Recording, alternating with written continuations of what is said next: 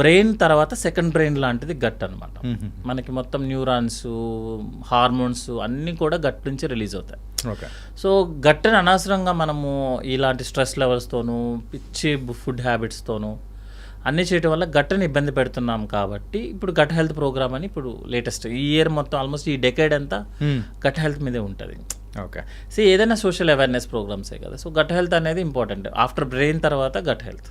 Okay sir, gut health గురించి మనం మాట్లాడుతున్నాం కాబట్టి రీసెంట్ టైమ్స్లో డైట్ అనేది కూడా ఫాలో అవ్వడం అనేది కూడా చాలామంది స్టార్ట్ చేశారు. అంటే ముందు ట్రెడిషన్ ఉంది, కాకపోతే ఈ మధ్యకాలంలో ఆ ట్రెడిషన్ కూడా ఎక్కువ అయిపోతుంది. ఆ డైట్ అనేది చేస్తేనే మన బాడీ అనేది బాగుంటుందంటారా? కంపల్సరీ డైట్ అనేది కంపల్సరీ కాదనేది జస్ట్ అంటే మనం పక్కన యాడ్ చేసుకున్నాను అనమాట. ఇప్పుడు నేను ఆమె సర్జికల్ గ్యాస్ట్రోఎంటరాలజిస్ట్, ఒక సూపర్ స్పెషలైజేషన్ అయిపోయిన తర్వాత మిగతా అవి చిన్న డిగ్రీస్ ఒక 10 చేస్తాము. జస్ట్ అవి నేమ్ని యాడ్ చేస్తాయి. నాకేం ఎక్స్ట్రా క్వాలిఫికేషన్స్ ఎక్స్ట్రా లాగా ఏమి ఉండదు అనమాట. అట్లాగే ఇవి డైట్ ఇవన్నీ ఏంటి అంటే మనము ఏదో ఒక డైట్ చేస్తేనే హెల్దీగా ఉంటాము, లేకపోతే మనం బిఎంఐ బాడీ మాస్ ఇండెక్స్ చూసుకొని మన వెయిట్కి హైట్కి కరెక్ట్గా మ్యాచ్ చేస్తేనే మనం బాగుంటాము. ఒక షుగర్ పేషెంట్ వస్తాడు, షుగర్ లెవెల్స్ని ఎంత స్ట్రిక్ట్గా మెయింటైన్ చేస్తాడంటే దట్ ఈస్ డేంజర్ యాక్చువల్లీ. మన బాడీ కదా ఇది. ఈరోజు మన temperature, cold hot temperature base చేసుకొని మన మూడ్ని బేస్ చేసుకొని కూడా అది మార్చుకోవాల్సి వస్తుంది. ఈరోజు మనం వర్క్ చేసాము, ఇంట్లో ఏదైనా ప్రాబ్లం ఉంది, కంప్లీట్లీ చేంజ్ అయిపోతూ ఉంటుంది. అతని షుగర్ ఏంటంటే 110 నార్మల్ అంటే 110కే తీసుకొస్తాడు అనమాట. తీసుకొచ్చి ఏం చేస్తాడంటే రోజు ఏముండదు, నీరసంగా ఉంటాడు, కానీ నా sugar levels normal sir normal అంటాడు. అంటే ఒక ఫాల్స్ ప్రెస్టేజ్ అనమాట. అట్లా మనం ఎప్పుడు కూడా, అందుకే మీరు ఒక షుగర్ లెవెల్ ఒక డైట్ గురించి చూసుకుంటే షుగర్ లెవెల్ నార్మల్ ఏంటంటే 70 to 110. ఓకే. వాడే అంత రేంజ్లో ఇచ్చాడు కదా, మీరు ఎలా మెయింటైన్ చేస్తారు? స్ట్రిక్ట్గా పేపర్ మీద రాసుకొస్తాడండి 110, 112, 100, అసలు ఎంత నేరోగా మ్యాజిన్లో చేస్తారు. అది సేఫ్ కాదు. ఇది ఎందుకంటే ఈ డైట్ కూడా అంతే. మనం ఒక స్ట్రిక్ట్గా మెయింటైన్ చేద్దామని ట్రై చేస్తామనుకోండి, మండే ఉన్నట్టు సండే ఉండము, అంతే కదా. Monday is a working day, hurry burry ఉంటుంది. Sunday is a very leisure day. మీరు ఒకే రోజు ఒకే పర్సన్, మగా నా హైట్, నా జీన్స్, నా బాడీ ఫ్యాట్, నా మజిల్ అంతా డిఫరెంట్.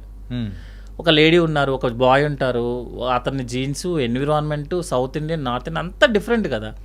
లేదు అందరికీ ఒకటే డైట్, ఐదర్ కార్బ్స్ పెంచండి, ఒక అతనేమో వచ్చి అంటే ఐఎమ్ నాట్ కామెంటింగ్ ఎనీవన్.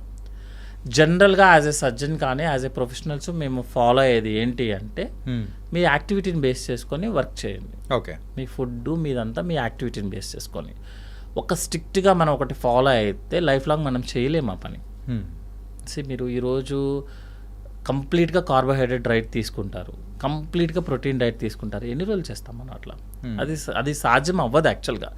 అట్లా కాకుండా టైంకి తీసుకోండి. యాక్చువల్గా మీరు suppose morning breakfast, lunch, dinner టైంకి, suppose 7 to 8, 12 to 1, 6 to 7 or 7 to 8, whatever the comfortable మీ యొక్క యాక్టివిటీని బట్టి.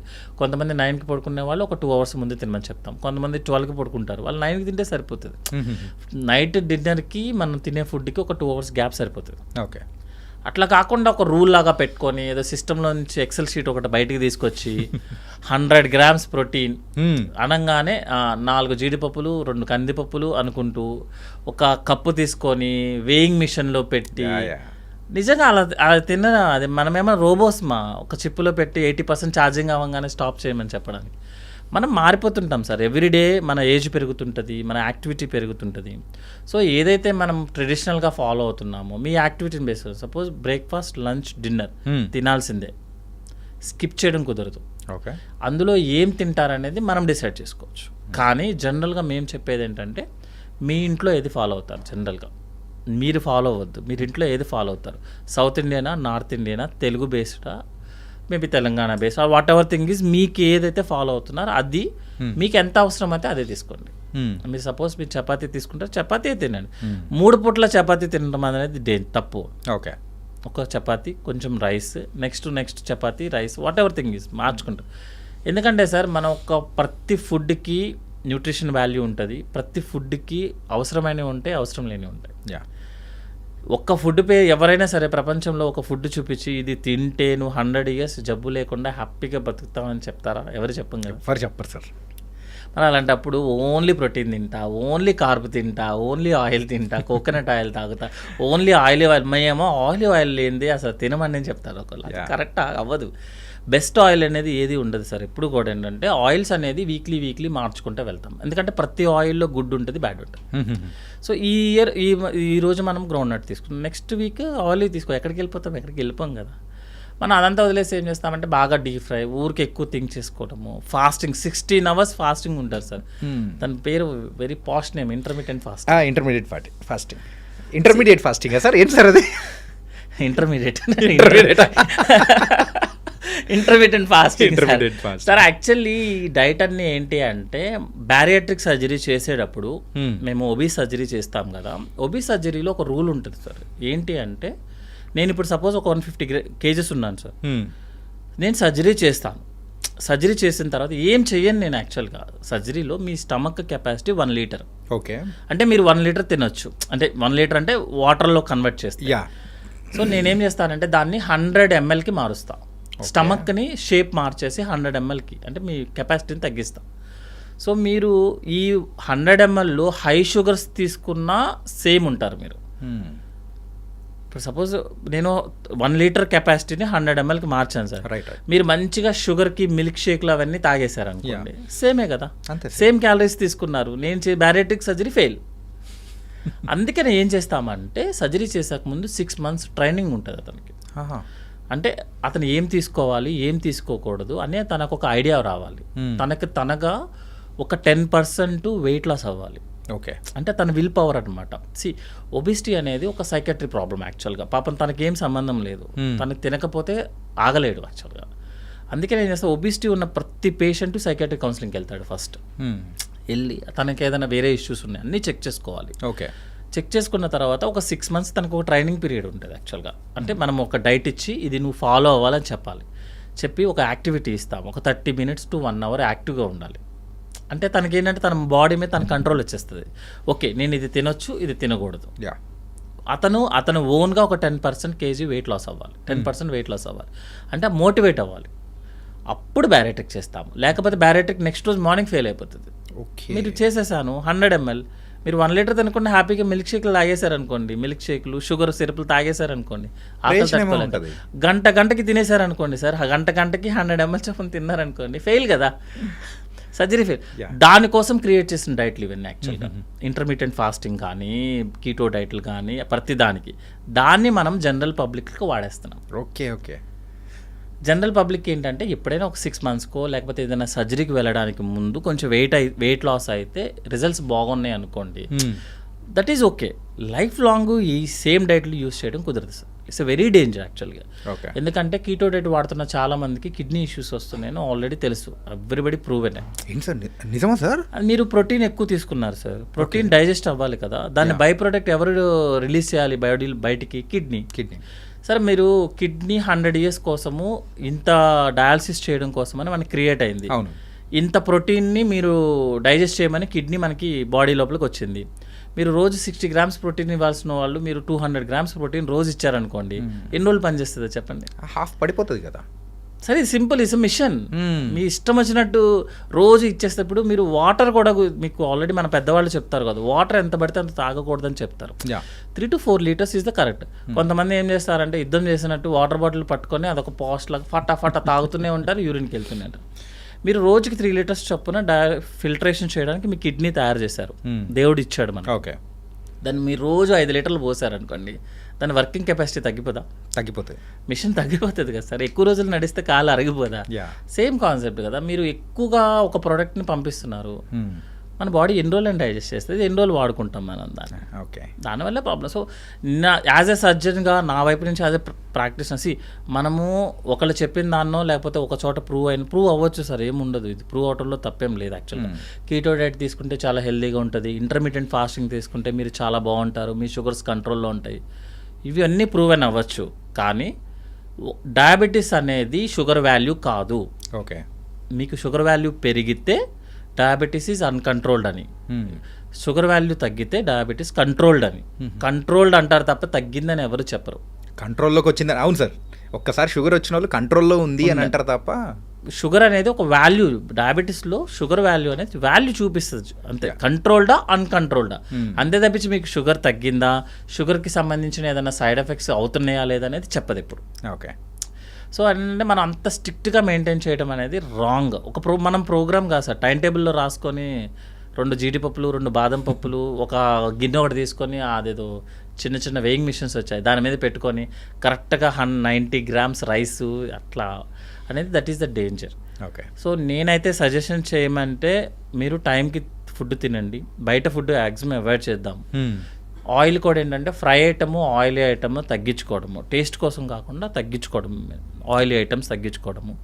సాల్ట్ కూడా ఏంటి అంటే ఎంతైతే అవసరం ఎక్స్ట్రా యాడెడ్ సాల్ట్ యాడ్ చేయకుండా, సాల్ట్ కూడా రోజుకి 2 grams సాల్ట్ లాగా. ఇప్పుడు సాల్టే మెయిన్ డేంజర్ అనమాట యాక్చువల్గా. అదే మీరు ఇందాక చెప్పారు సోడియం అనేది కూడా, సోడియం ఎక్కువ ఉంటుంది. సో దాంతో ఎవ్రీ డే 30 minutes వాకింగ్. ఇప్పుడు ఏంటంటే అందరికీ ఇంటి పనులు తీసేశారు, 0 అయిపోయాయి ఇప్పుడు అందరికీ. మేమైతే 0 ఇంటి పనులు లేవు, బయట ఎండలో తిరగడం లేదు, యాక్టివిటీ లేదు. ఇప్పుడేదో బై మిస్టేక్ అదృష్టం కొద్ది గేటెడ్ కమ్యూనిటీస్ వచ్చి మనల్ని బతికిస్తున్నాయి, కానీ ఇండివిజువల్ హౌసెస్లో అయితే 0 యాక్టివిటీ. ఇంటికి వెళ్ళాం ఏదో సినిమాలో చెప్పినట్టు, ఇంట్లో తలదించితే ఇన్స్టిట్యూట్లో ఎత్తాలి, ఇన్స్టిట్యూట్లో తలదించితే ఇంట్లో ఎత్తాలి అన్నట్టు తగ్గిపోతుంది కదా. సో గేటెడ్ కమ్యూనిటీస్ వల్ల మనకి యాక్టివిటీ పెరుగుతుంది. So physical activity at least 30 to 45 minutes per day చేసుకొని, జిమ్ చేస్తారా, యోగా చేస్తారా, వాకింగ్ చేస్తారా, అది మన కంఫర్ట్స్, మనకున్న యాక్టివిటీ ప్రకారం చేసుకుంటూ ఉంటే యూ విల్ బీ హెల్దీ. ఒకవేళ ప్రాబ్లం వచ్చింది అనుకోండి, హ్యాపీగా డాక్టర్స్ దగ్గరికి వెళ్ళండి, చూపించుకోండి, ట్రీట్మెంట్ తీసుకోండి, అయిపోయింది. అంటే వీటికి సంబంధించి ఒకటి నేను చూశాను సార్ రీసెంట్గా, కొంచెం ఇంట్రెస్టింగ్గా అనిపించింది. అంటే ఒక 12 hours నువ్వు ఫాస్టింగ్ చేసావంటే నీ బాడీలో ఇలా ఉంటుంది, 18 hours చేస్తే ఇలా ఉంటుంది. సో అండ్ 24 hours చేసావంటే నీ బాడీలో అయితే కొత్త ఎనర్జీ అనేది కూడా ప్రొడ్యూస్ అవుతూ ఉంటుంది. 48 hours అయితే you're super man kind of అని చెప్పేసి ఈ రీల్స్ కొన్ని చూశాను. నాకు I'm not getting exact idea. So ఏంటి సార్ అట్లా తినకుండా అలా ఉంటే నిజంగా బాడీలో కొత్త ఎనర్జీ అనేది ఫామ్ అవుతుందా? జనరల్గా సార్ ఇప్పుడు మనం ఎక్కువ హెవీగా తిన్నాం అనుకోండి, ఆ రోజు మనకే తెలిసిపోతుంది యాక్చువల్గా. హెవీగా తిన్నాం అనుకో, యూ విల్ ఫీల్ లైక్ ఏం స్లీపీ, ఆల్మోస్ట్ ఏం చేయబుద్ధి కాదు, ఆల్మోస్ట్ లైక్ నిద్రలాగా వచ్చేస్తుంది అనమాట. ఎందుకంటే ఎక్కువ తిన్నప్పుడు బ్రెయిన్కి వెళ్ళాల్సిన కొంచెం సర్క్యులేషన్లో కొంచెం బవల్కి వెళ్తుంది యాక్చువల్గా. డైజెషన్ అవ్వాలి కదా, అందుకని హెవీగా తిన్నప్పుడు మనమే చాలా లోలో ఉంటాం.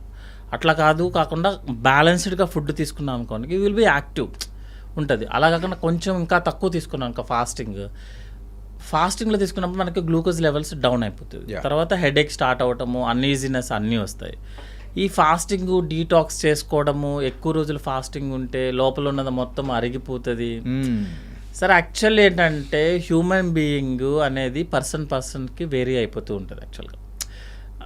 మనము 10 గంటలు ఫాస్టింగ్ చేస్తే, లేకపోతే 48 hours ఫాస్టింగ్ చేస్తే మనకి ఏదో కొత్త ఎనర్జీ వచ్చేస్తుంది అనేది జనరల్గా ఎనర్జీ ఎక్కడ క్రియేట్ అవ్వదు, మన బాడీలోనే ఉంటుంది యాక్చువల్గా. ఇంకోటి ఏంటంటే ఏదన్నా అప్పుడప్పుడు ఒక్కొక్కసారైనా జస్ట్ నార్మల్ ఏదో మనం కూడా ఫాస్టింగ్ ఉండి కంట్రోల్ చేసుకోగలం అన్న ఫీలింగ్తో తప్ప ఫాస్టింగ్ వల్ల ఒక పేషెంట్ హెల్దీగా ఉంటాడనేది నో. నేనైతే personally no sir. Whatever the results shows I personally say no. ఎందుకు అంటే ఒక్కొక్క డిపార్ట్మెంట్ ఉంటుంది సార్. ఇప్పుడు సపోజ్ మీరు ఒక ఆర్థోపెడిషన్ డాక్టర్ దగ్గరికి వెళ్ళి ఎండోస్కోపీ రిపోర్ట్ చూపించాడు అనుకోండి, ఎండోస్కోపీ నాకు సంబంధం లేదు భయ్య, మీరు వెళ్ళి చూపించుకోండి. నా అలాంటి వాడి దగ్గరికి ఈసీజీ చూపించారు అనుకోండి, నేను అదే చెప్తాను, నాకేం సంబంధం లేదు భయ్య. మీ దగ్గరికి కావాల్సింది ఎండోస్కోపీకి, ఆయన దగ్గరికి కావాల్సింది ఎక్స్రేది.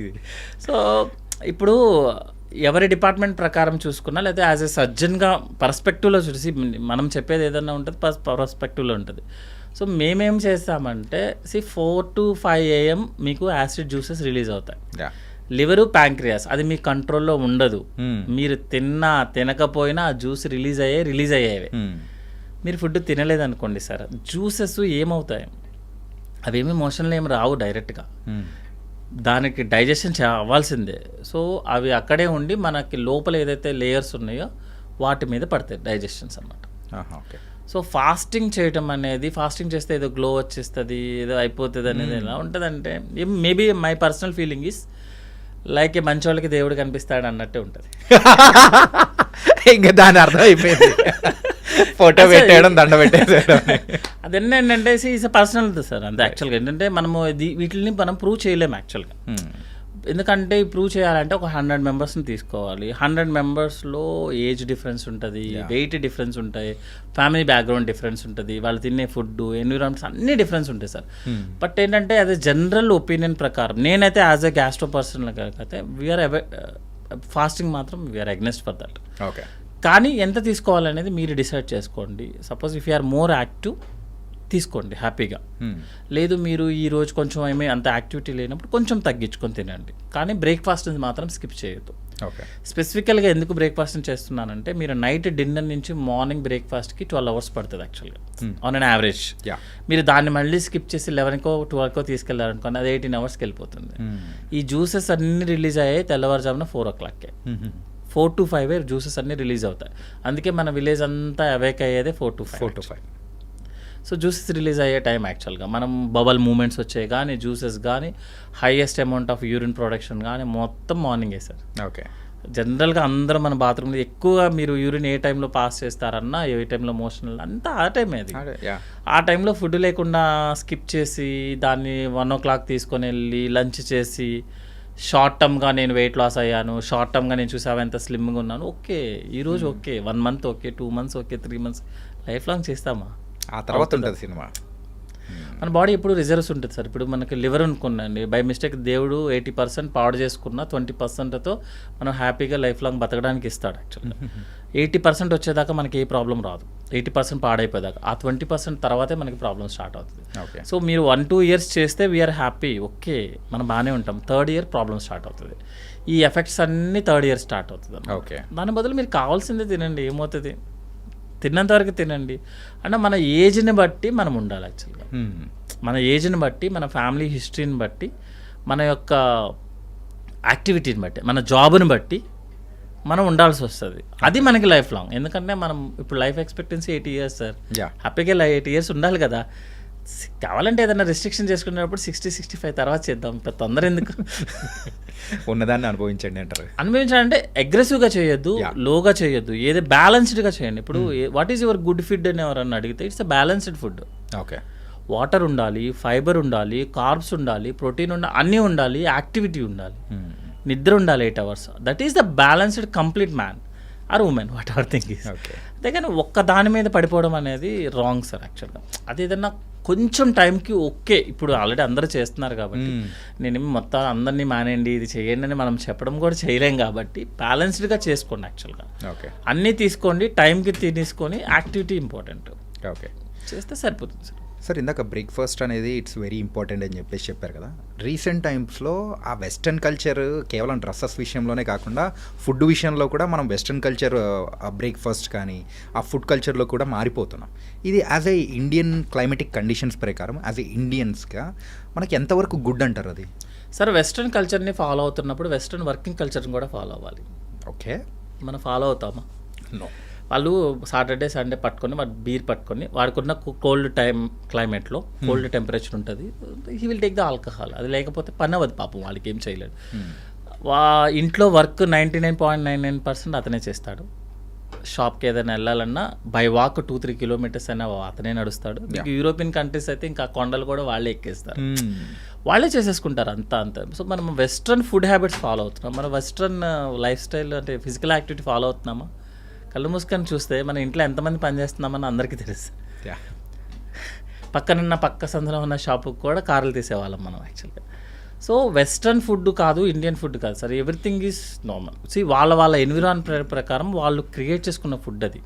అదే ఫుడ్ మన ఎన్విరాన్మెంట్లో సెట్ అవ్వదు, సెట్ అవ్వడానికి ఛాన్సే లేదు యాక్చువల్గా. వాళ్ళకు ఉన్నప్పుడు మనము యూఎస్లో నేను మొన్న ఒక వీడియో చూసాను యాక్చువల్గా. యూఎస్లో మిడ్ డే మీల్ ప్రోగ్రామ్ అంటే స్కూల్లో ఇచ్చే ఫుడ్ ప్రోగ్రామ్ హెల్దీ ఫుడ్ దగ్గర నుంచి ప్యాకింగ్ ఫుడ్లోకి వచ్చేసారు. Highest obesity rate is in US countries. Western కంట్రీస్లోనే హైయెస్ట్ ఒబిసిటీ, ఇంత యాక్టివిటీ చేసినా హైయెస్ట్ ఒబిస్ ఉంటారు యాక్చువల్గా. అందుకే మొన్న చైనా ఐ థింక్ ఒక యాడ్ కూడా ఉంది, యాపిల్ ప్రొడక్షన్ వాళ్ళు చేస్తే ఎలా ఉంటుందంటే మొత్తం ఒబీస్ పీపుల్ లాగా ఉండి యాక్టివిటీ లేకుండా. నాట్ కామెంటింగ్ కాదు, వాళ్ళ ఫుడ్ హ్యాబిట్ వాళ్ళ ఎన్విరాన్మెంట్కి ఓకే, మన ఎన్విరాన్మెంట్కి ఐ సెడ్ నో. ఓకే, మన ఎన్విరాన్మెంట్కి మన ఫుడ్ హ్యాబిటే కరెక్ట్ ఉంటుంది యాక్చువల్గా. ఎందుకంటే అది కదా క్రియేట్ చేసింది, దాంతోనే కదా ఇన్ని సంవత్సరాలు బతికేసింది. 10 minutes యూట్యూబ్ వీడియో చేసేస్తే మారైపోతారంటే ఎట్లా సార్? సో మన దాంట్లో ఏంటంటే రైస్ ఉండటము, దాంట్లో పాటు ప్రోటీన్ ఉంటుంది, దాల్ కానీ చికెన్ కానీ వాట్ ఎవర్ థింగ్ ఈజ్ ఉంటుంది. తర్వాత ప్రోబయాటిక్స్ ఉంటుంది, కర్డ్ ఉంటుంది, పెరుగు ఉంటుంది, మిల్క్లో కాల్షియం ఉంటుంది. మీకు ఈ వెజిటేబుల్స్ అన్ని వెజిటేబుల్స్లో అన్నీ ఉంటాయి. అంటే వెస్ట్రన్ ఫుడ్ అంటారు సార్, సగం వెజిటేబుల్స్ వచ్చినాయి అక్కడి నుంచే కదా. కొత్తగా వెస్ట్రన్ ఫుడ్ ఏంటో ఆల్రెడీ మనం మిక్స్ అయిపోయి, మన తెలుగు ఇంగ్లీష్ అయినట్టే ఉంటుంది. ఇంగ్లీష్ అందుకని సో వెస్ట్రన్ టైప్ ఆఫ్ కంప్లీట్గా వెస్ట్రన్ టైప్ ఆఫ్ ఫుడ్, లేకపోతే కొరియన్ ఫుడ్ అసలు ఏముండదు. కొరియన్ ఫుడ్ మనం తింటే కడుపు ఖరాబ్ అవుతుంది యాక్చువల్లీ. ఓకే, ఎప్పుడో ఒకసారి పార్టీ బేసిస్లోనో లేకపోతే just for relaxation purpose continue చేయడంలో తప్పేం లేదు. కానీ వాళ్ళ ఫుడ్ వాళ్ళ జీన్స్కి, వాళ్ళ బాడీ హ్యాబిట్కి, వాళ్ళు ఉన్న సన్నదానికి వాళ్ళ ఫుడ్ సరిపోతుంది సార్. మనకి ఏడా సరిపోతుంది, వాళ్ళకున్న హ్యాబిట్స్కి వాళ్ళు సరిపోతుంది. అది మొత్తం వాకింగ్లోనే ఉంటాడు, మనం ఎక్కడ ఉంటాం? మనం వాకింగ్లోకి మనం కంప్లీట్గా వాళ్ళకి అన్నీ నో సాల్ట్, ఏముండదు, కంప్లీట్ ప్లెయిన్గా తీసుకుంటారు. మనకి ఎక్కడి నుంచి వస్తాయి ప్రోటీన్స్ ఇవన్నీ? మనకి ఎక్కడ ఎలక్ట్రోలైట్స్ ఎక్కడి నుంచి వస్తాయి? మనకున్న సన్నీ సీజన్లో మొత్తం సగం చెమటలోనే సోడియం పోతుంది సార్. మన సోడియం మీరు సాల్ట్ ఇవ్వరు, సోడియం ఎక్కడి నుంచి రావాలి? మన బాడీలో సోడియం ప్రొడక్షన్ ఏమైనా ఉందా? షుగర్ ఫ్యాక్టరీ లేదు కదా, సాల్ట్ ఫ్యాక్టరీ మన దగ్గర లేదు కదా.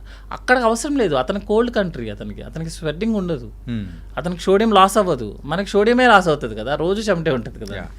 సో మనం యాడ్ చేసుకోవడంలో తప్పలేదు. సో అప్పుడప్పుడు okay, just for the taste purpose. But nutritious అతనికి న్యూట్రిషియస్, మనకి కాదు. ఓకే, మన ఎన్విరాన్మెంట్కి కాదు, మన జీన్స్కి, మన బాడీ హ్యాబిట్కి సెట్ అవ్వదు. ఓకే సార్, ఈ యూజువల్గా మేము రెగ్యులర్గా చేసే ఈ ప్రోగ్రాంలో ఏ డాక్టర్ వచ్చినా కానీ రెగ్యులర్గా ఒక క్వశ్చన్ అడుగుతాను సార్. ఏంటంటే ఇన్ని సంవత్సరాల మీ ప్రయాణంలో ఏదైనా కానీ మీకు డిఫికల్ట్గా అనిపించినది, ఎక్కువసార్లు మీకు తారాసపడిన ప్రాబ్లం ఏంటి పేషెంట్స్ నుంచి? ఇప్పుడు లేటెస్ట్గా ఏమవుతుందంటే అండి, ఇప్పుడు సపోజ్ ఒక పేషెంట్ ఏదైనా సర్జరీ కోసం వచ్చారనుకోండి. ఓకే, సర్జరీ కోసం వచ్చినప్పుడు తనకి మనం చెప్తామన్నమాట, సపోజ్ గాల్ బ్లాడర్ సర్జరీ ఉంది, మనము ఇలా లాప్రోస్కోపీ చేస్తాము, లాప్రోస్కోపీలో స్టోన్స్తో పాటు గాల్ బ్లాడర్ అన్నీ రిమూవ్ చేస్తాము, సర్జరీ అయిపోయిన తర్వాత అవసరమైతే చూపు పెడతాము, అన్నీ ఎవ్రీథింగ్ విల్ ఎక్స్ప్లెయిన్ ఇట్. అలాగని చెప్పి మొత్తం 1 to 10 చెప్తే ఎవరు చేయించుకోరు. గాల్ బ్లాడర్ సర్జరీ చేస్తే వాళ్ళు కొంచెం ఎసిడిటీ ప్రాబ్లం వస్తుందనో, లేకపోతే లోపల ఏదైనా ఇంజురీ అయ్యే ఛాన్సెస్ ఉంటుందనో, లేకపోతే ఒక్కొక్కసారి ఎండోస్కోపీ స్టెంటింగ్ వేయాలనో, ఎవ్రీథింగ్ ప్రతి పేషెంట్కి అన్ని కాంప్లికేషన్స్ ఎక్స్ప్లెయిన్ చేయడం కుదరదు. ఓకే, సో ఇప్పుడు మేమేం చేసే ప్రాబ్లం ఎక్కడ వస్తుంది, నేను ప్రాబ్లం పేషెంట్స్ నుంచి మనం చేస్తుంది ఏంటంటే, సర్జరీ ముందు మీకు చెప్పలేదుగా, సర్జరీ ముందు మీరు చెప్పలేదు కదా అని ఒకటే క్వశ్చన్ అనమాట. అదే క్వశ్చన్ మీద మనం సర్జన్ని స్ట్రెస్ చేస్తున్నాము. అంటే మీరు చెప్పలేదు. నెక్స్ట్ ఏమవుతుంది అంటే, ఇప్పుడు ఏదన్నా ఇష్యూ అయిందనుకో, చిన్నది సర్జరీ అనేది బిగ్ వన్ అండి.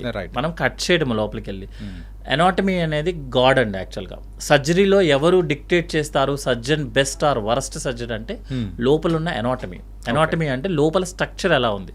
స్ట్రక్చర్ చాలా సింపుల్గా ఉందనుకోండి, చిన్న సర్జన్ కూడా తోపు సర్జనే. సర్జరీ లోపల కనుక బాగా ప్రాబ్లం ఉంది, అతుక్కుపోయి ఉందనుకోండి, అవి స్కాన్స్లో తెలియదు. ఇంకొకటి కూడా ఏంటంటే, ఇంతకుముందు మీకు స్కాన్ చేయించాం కదా, సిటీ చేయించాం కదా, ఎంఆర్ఐ చేయించాను కదా, ఆ స్కాన్లో తెలియలేదా అని అడుగుతాడు. మీరు కళ్ళతో చూసింది వేరు కదా, డైరెక్ట్గా నేను లోపలికి వెళ్ళి కళ్ళు పెట్టి చూసింది వేరు. ఆల్మోస్ట్ స్కాన్ ఇవన్నీ ఏం చెప్తాయి అంటే, జస్ట్ ఈ ప్రాబ్లం ఉంది, స్టోన్స్ ఉన్నవి, గాల్ బ్లాడర్ ఇలా వాసున్నదా లేదా, గాల్ బ్లాడర్ పక్కన ఇంటెస్టైన్ ఉందా, అది ఎంత అతుక్కున్నది, ఇవన్నీ మనకి చెప్పదు స్కాన్ అన్నీ చెప్తే ఇంకా సర్జరీ ఎందుకండి. కరెక్ట్. లోపలికి వెళ్ళిన తర్వాత సపోజ్ కొన్నిసార్లు ఏమవుతుంది అంటే, మారుతుంది షేప్, మారుతాం కానీ మన ప్లాన్ కానీ మారిపోతుంది. ఫైనల్లీ ఎవరి సర్జన్ అయినా కూడా ఏం చేస్తామంటే, పేషెంట్కి ఈరోజు సర్జరీ చేస్తే రేపు వెళ్ళిపోవాలి, ఇదే మోటోలో ఉంటాడు సర్జన్. అంతే కదా, పని అయిపోయేది, పేషెంట్ వెళ్ళిపోయాడు అనుకోండి, we are also happy, patient is also happy.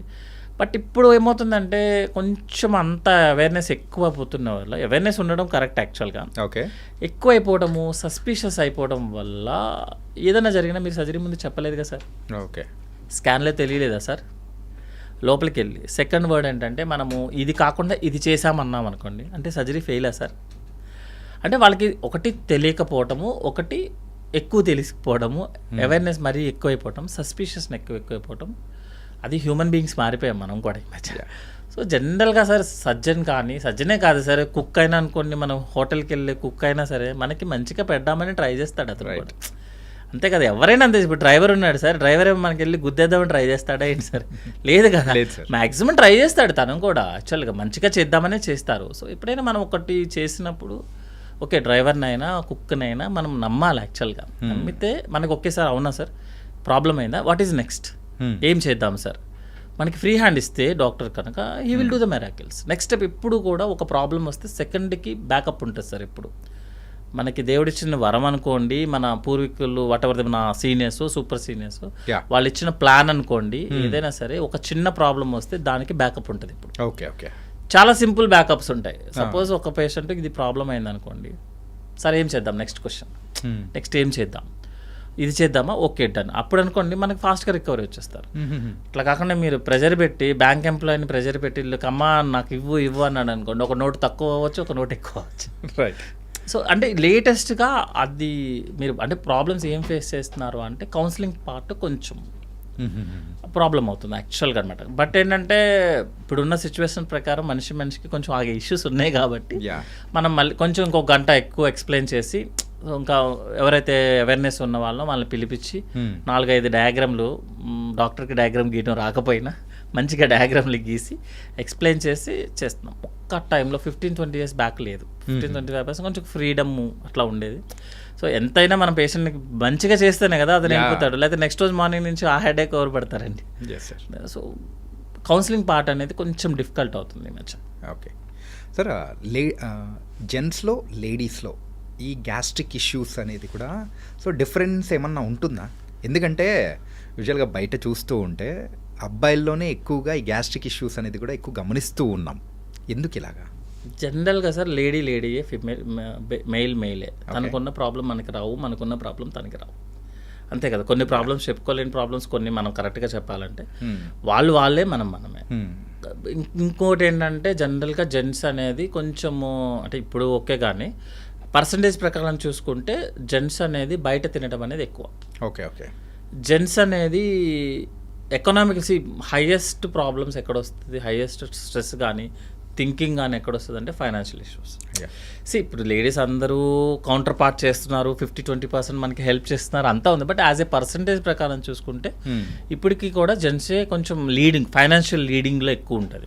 So బయట ఫుడ్ తినడము, ఫైనాన్షియల్ లీడ్ చేయడము, ఇర్రెగ్యులర్ టైమింగ్స్ ఉండటము, యాజ్ యూజువల్గా కాటన్ బిజినెస్ మనమే ఎక్కువ ఉంటుంది యాక్చువల్గా అనమాట. అంటే చిట్ చాట్ చేయటము, బయటికి వెళ్ళి రావటము, ఇవన్నీ కూడా జెంట్స్లోనే ఎక్కువ ఉంటాయి. హ్యాబిట్స్ కూడా స్టార్ట్ అయింది ఫీమేల్లో, బట్ మెయిల్లో పోలిస్తే దే ఆర్ వెరీ ఫార్ డిస్టెన్స్లో ఉన్నారు. గుడ్ హ్యాబిట్స్కి దగ్గరలో ఉన్నారు, మనం బ్యాడ్ హ్యాబిట్స్కి దగ్గరలో. సో దానివల్ల జెంట్స్లో ఎక్కువ ప్రాబ్లం. నెక్స్ట్ ఇంకోటి ఏంటంటే మనకి బాడీలో హార్మోన్స్ అనేది వాళ్ళ హార్మోన్స్, మనకి టెస్టోస్టెరాన్, వాళ్ళకి ఈస్ట్రోజన్, ప్రొజెస్టెరాన్, అవి కొంచెం స్లోగా ఉంచుతాయి అనమాట యాక్చువల్గా. ఎందుకంటే they are meant for female body కాబట్టి మళ్ళీ birth, delivery, they will face lot of things యాక్చువల్గా. సో వాళ్ళకి అటు సైడ్ ప్రొటెక్షన్ మెకానిజం ఉంటుంది. మనకేంటంటే టెస్టోస్టెరాన్, ఎడ్రినల్ లెవెల్, కోపము, స్ట్రెస్, యాంగ్జైటీ, వీటన్నిటి వల్ల మెయిల్స్కి ఎసిడిటీ ప్రాబ్లమ్స్ ఎక్కువ. సెకండ్ థింగ్ ఏంటంటే మెయిల్ వచ్చిన హాస్పిటల్కి వచ్చిన తొందరగా ఫీమేల్ రారు. ఫీమేల్ చాలా కవర్ చేస్తారు. వాట్ ఎవర్ థింగ్ ఇప్పుడున్న ఏదో చిన్న 2-3 ఇన్సిడెంట్లు అయ్యాయి కాబట్టి male is equal to female అనడానికి లేదు. Always a female is far better than when the patients coming. Female is always a far better. Health habits follow చేసుకోవడంలో వాళ్ళే బెటర్ ఉంటారు. సో మీరు ఆ క్వశ్చన్ ఏంటంటే మెయిల్స్లోనే ఎక్కువ ఎందుకు వస్తాయి అంటే రావడం కూడా వాళ్ళే ఎక్కువ ఉంటారు కాబట్టి జనరల్గా ఫీమేల్ కొంచెం. ఇంకోటి హ్యాబిట్స్ అన్ని మెయిల్ ఈజ్ వెరీ కొంచెం డిఫరెంట్ ఉంటాయి యాక్చువల్లీ. స్ట్రెస్ లెవెల్స్ కానీ, వర్కింగ్ టైమ్స్ కానీ, అంటే వెన్ కంపేర్ టు అన్నట్టు. అంతే పర్సంటేజ్ డిఫరెన్స్. 100 ఫీమేల్స్ ఉంటే 20% కదా వర్కింగ్, 80% ఇంకా హౌస్లో ఎక్కువ వర్కింగ్ అనుకోండి. లేకపోతే నన్ను ఫీమేల్స్ అలా అందుకే కామెంట్ సెక్షన్లో వేసేసుకుంటారు. అమ్మమ్మ లేదు always a female is always a far better than anyone in India. అంటే వాళ్ళే ఎక్కువ చేస్తారు సార్, మనం చేసేది ఏం లేదు యాక్చువల్గా అనమాట. మనది ఓన్లీ మనీ మేనేజ్మెంట్ ఉంటుంది కాబట్టి వాళ్ళే ఎక్కువ ఉంటుంది. బట్ వాళ్ళు 20% ఉంది, 80% ఇంకా ఉన్నారు కాబట్టి ఎస్డిటీ ప్రాబ్లమ్స్ ఇవన్నీ కూడా మెయిల్స్లోనే ఎక్కువ వస్తుంది యాక్చువల్గా. And the final question sir, జనరల్గా గ్యాస్ట్రోఎంట్రాలజిస్ట్ అనేటప్పుడు మీ దగ్గరికి వచ్చే అంటే పేషెంట్స్లో కానీ ఎవరైనా చాలామంది అడిగే క్వశ్చన్ ఏంటంటే, సార్ గ్యాస్ట్రిక్ వల్ల హార్ట్ అటాక్స్ వస్తుంటాయా సార్, అది హార్ట్ అటాక్ నిజంగా వచ్చేస్తూ ఉంటాయా అని చెప్పేసి అడుగుతూ ఉంటారు కదా సార్, ఇది ఎంతవరకు నిజం సార్? జనరల్గా స్టమక్ అను మన ఫుడ్ పైపు సేమ్ ప్లేస్ అండి. Heart food pipe same place. So చెస్ట్లో కనుక హార్ట్ బర్న్ అనిపిస్తే మనం హార్ట్ అటాక్ ఏమోనని డౌట్ పడతాం యాక్చువల్గా. తప్ప దానికి దీనికి సంబంధం లేదు. గ్యాస్ట్రిక్ ఇష్యూ వచ్చిన వాళ్ళు హార్ట్ అటాక్ అని కన్ఫ్యూజ్ అవుతారు తప్ప హార్ట్ అటాక్ వచ్చిన గ్యాస్ట్రిక్ వచ్చిన వాళ్ళకి హార్ట్ అటాక్ రావడం జరగదు యాక్చువల్గా. ఎందుకంటే రెండు సపరేట్ డిపార్ట్మెంట్ సార్ అది. హార్ట్ అటాక్ ఎప్పుడు వస్తుంది, మీరు హార్ట్లో వెజల్స్ బ్లాక్ అయితే వస్తుంది, దానికి అనేది స్టమక్కి సంబంధం లేదు. కానీ కన్ఫ్యూజ్ అవుతాం యాక్చువల్గా. ఈవెన్ మనం హాస్పిటల్స్కి వచ్చినా కూడా ఈవెన్ డాక్టర్స్ కూడా కొంచెం కన్ఫ్యూజ్ అవుతారు యాక్చువల్గా.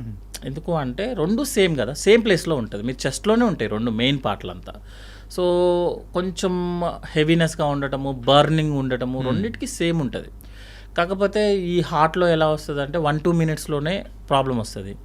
గుండె దడగా అనిపించడము, చేయి లాగేయటము, బరువుగా అనిపించడము హార్ట్ వాళ్ళకు ఉంటుంది. మన గ్యాస్ట్రిక్ వాళ్ళకి ఏంటంటే నిన్నో మొన్నో ఏదో మంచిగా ఫుడ్ తిన్నోడు అయి ఉంటాడు గ్యారంటీగా. తర్వాత ఏంటంటే పొట్ట అంతా బెలూన్ లాగా టైట్గా అనిపిస్తుంది సార్, బర్నింగ్ అనిపిస్తుంది, తేన్పుల్ లాగా అనిపిస్తుంది. తేన్పులు కూడా పున్ని తేన్పుల్ లాగా అనిపిస్తాయి. ఏమన్నా అది తేన్పు చేస్తే నేను హ్యాపీగా ఫీల్ అవుతాను. ఇంకోటి ఏంటంటే ఇదంతా ఆల్మోస్ట్ 1-2 అవర్స్ నుంచి ఉంది, ఇట్లా చెప్పేవాళ్ళు ఎస్డిటి వాళ్ళు. ఓకే, బట్ రెండు సేమ్ ప్లేస్లో ఉంటాయి కాబట్టి ఆల్వేస్ కన్ఫ్యూజన్ ఉంటుంది. అందుకే మనం తెల్లవారుజామున పేషెంట్ ఎవరైనా 4 o'clock, జనరల్గా హార్ట్ ఇవన్నీ కూడా మనకి 4-3 ఆ టైంలో ఉంటుంది యాక్చువల్గా.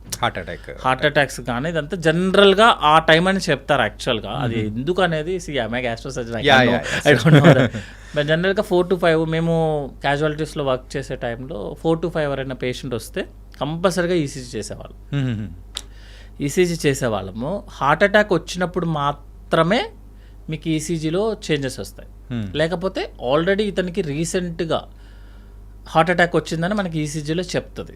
ఎందుకు ఇంత స్పెసిఫిక్గా చెప్తున్నానంటే నాకు తెలిసిన ఒకళ్ళే ఉన్నారు, హాస్పిటల్కి వెళ్ళారు, ఎస్జిటి ప్రాబ్లము అన్నారు, ఈసీజీ 2DAకు అన్నీ అయిపోయాయి, ఏం లేదు తగ్గిపోయింది, వెళ్ళమని చెప్పారు. యాక్చువల్గా ఇది పేషెంట్ అవేర్నెస్ టైప్ అనమాట.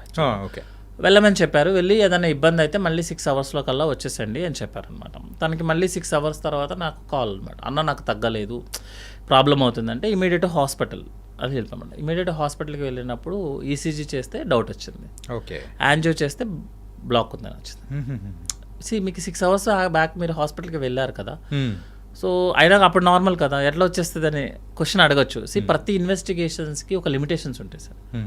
ఎందుకంటే ఒక ఈసీజీ చేయినా ECG on the time of attack వస్తేనే తెలుస్తుంది. ఓకే, ట్రోపోనిన్ చేస్తాం యాక్చువల్గా. ట్రోపోనిన్ కూడా ఆ టైంలో అటాక్ వచ్చినప్పుడు మాత్రమే ఆ కొంచెం టైంలోనే రైజ్ అవుతుంది, కొంతమంది కొంచెం లేట్గా రైజ్ అవుతుంది.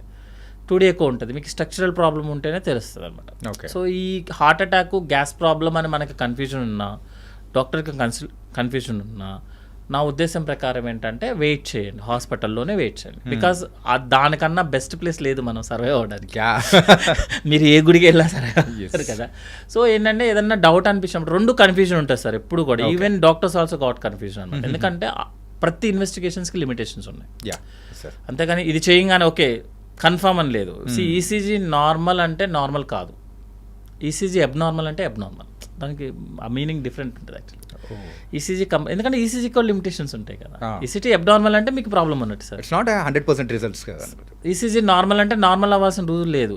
ఈసీజీ కన్నా అబో చాలా టెస్ట్లు ఉన్నాయి కదా. ఓకే, సో ఏదన్నా ప్రాబ్లం ఉన్నప్పుడు, ఎందుకంటే తెల్లవారుజామునే ప్రాబ్లం అవుతుంది సార్. ఎందుకంటే ఈవెన్ బయట ఫెసిలిటీస్ అంతా ఆల్మోస్ట్ 24 hours సిటీయే, కానీ ఆ టైంలో కొంచెం తక్కువ సిటీ కదా. సో మనకి ఏదైనా ప్రాబ్లం ఉన్నప్పుడు better to wait. 9 o'clock 10 o'clock మన కార్డియాలజిస్ట్ వచ్చినప్పుడు చూపించుకొని కన్ఫర్మ్ చేసుకొని, మీరు కంప్లైంట్ తగ్గకపోతే మళ్ళీ ఇమీడియట్గా హాస్పిటల్కి బ్యాక్. ఓకే, మంది ఇచ్చారు కదా సారు తగ్గుద్దిలే, 1 గంట తర్వాత 2 గంటల. జనరల్గా హార్ట్ అటాక్లో ఎవరైనా పేషెంట్కి ఏదైనా ఇబ్బంది అవుతుంది అంటే లేట్గా హాస్పిటల్కి వస్తేనే ప్రాబ్లం. ఓకే, అట్లా కాకుండా మీరు మెడిసిన్స్ వాడారు సార్, మీకు తగ్గాలి కదా రూల్ ప్రకారం. మీరు ఎస్డిటీ అనుకోండి, మీకు తగ్గాలి కదా, తగ్గలేదు కదా, మీకు ప్రాబ్లం ఉంది కదా, గో టు హాస్పిటల్ అగైన్. మళ్ళీ ఏమవుతుంది, హ్యాపీకి వెళ్ళి మళ్ళీ చూపి, ఎందుకంటే that is the safest place. Okay, nice sir. And bold అయిన విషయాలు అనేది కూడా షేర్ చేసుకున్నారు ఈ షో ద్వారా. So thank you so much sir. Thank you అండి. And for more videos, please subscribe to iDream. Please subscribe to iDream. Please subscribe iDream. And please subscribe to iDream. For more videos, subscribe to iDream. please like, share and subscribe to the channel. Congratulations, iDream. Subscribe to iDream. Subscribe to iDream. So subscribe to iDream Media. iDream की iDream team अंदर की huge congratulations. Please subscribe iDream Media. Please subscribe to iDream. Subscribe iDream. Please subscribe to iDream. iDream అంటే నా కళల ఛానల్ను subscribe చేసుకున్న నోరు తిరుగుతలేదు, మీరైతే గంట గుర్తు కొట్టండి. For more such videos, please subscribe to iDream. Subscribe to iDream. Please subscribe to iDream. Please subscribe iDream Media. Please do subscribe to iDream. Please subscribe to iDream Media. For best entertainment and information, please subscribe iDream. And don't forget to subscribe to iDream.